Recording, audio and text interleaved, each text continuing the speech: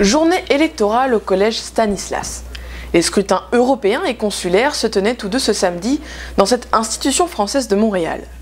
Si pour les européennes, la distance empêchait les candidats d'être présents, les têtes de liste et colistiers des élections locales étaient là dès l'ouverture pour rencontrer et informer les votants. L'affluence des Français venus exercer leur devoir citoyen n'a pas décru.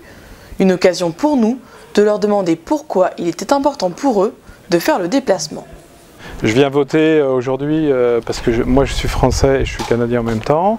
Et puis j'ai encore des liens avec la France et pour moi c'est important de donner mon avis, enfin d'exprimer mon vote à travers les deux votes qu'il y a aujourd'hui pour les représentants et puis pour l'Union européenne. C'est toujours important de faire parler sa voix, là, même si je suis de plus en plus désillusionné sur le processus de vote, mais bon, qui ne dit mot consent, donc c'est pour ça qu'on vote. Je trouve important d'avoir des délégués qui nous représentent et qui sont en contact avec les sénateurs et députés des Français à l'étranger. Au niveau des élections consulaires, nous, effectivement, nous avons des délégués qui se battent un petit peu pour nous, pour défendre nos petits intérêts et puis nos services qu'on a ici. Donc je voulais voter pour ça, là, pour dire que ça m'intéresse, que je veux que ces services-là, que cette vie-là, que la communauté française ici ait ces services. Nous avons toujours un pied un peu de l'autre côté, un pied ici et la tête au milieu. C'est pas facile, mais nous avons quand même un attachement à la France. C'est obligatoire. Et puis c'est pour ça qu'on vote. Mais malgré ce flux continu, c'est encore un taux de participation très faible qui aura marqué ces deux élections, les résultats provisoires à l'urne faisant état d'un score plus bas que 6%. Côté candidat, la journée n'aura pas été de tout repos. Si l'on avait pu juger tendu le climat ambiant durant la journée, ce n'était rien comparé à après la fermeture des bureaux de vote. En effet, à 18h30, le bureau numéro 4 ouvre le premier bulletin.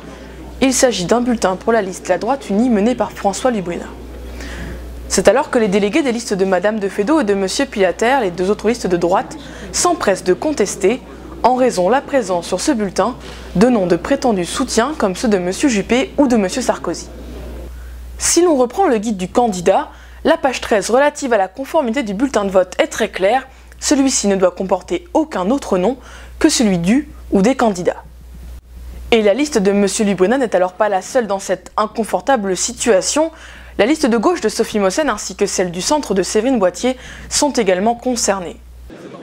Les contestataires, rejoints par la liste du Front de gauche et du Parti socialiste, ont donc demandé l'annulation de tous les bulletins de ces trois listes.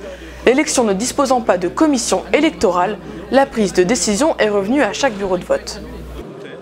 Manipulation de l'électorat brandi d'un côté, coup bas et injustice brandi de l'autre, difficile de s'y retrouver dans ce qui semble être une véritable débâcle électorale.